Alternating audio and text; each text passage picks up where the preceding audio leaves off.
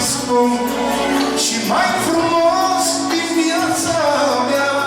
Oh, cum aș putea trăi dacă tu n-ai existat. Eu cred că aș muri fără mângâierea ta. Te iubesc,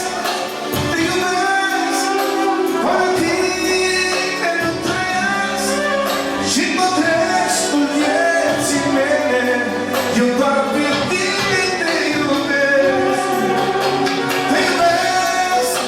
Te iubesc, fără tine nu trăiesc și tot restul vieții mele eu doar pe tine te iubesc.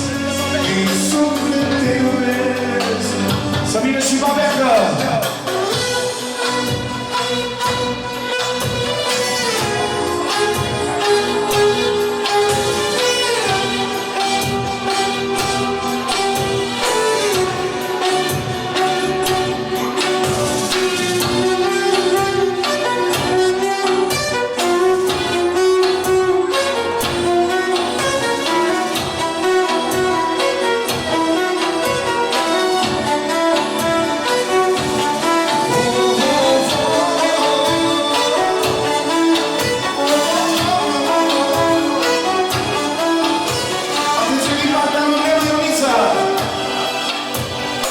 Pentru soția lui scumpă, pentru Adriana, pentru viața de lui Adriana.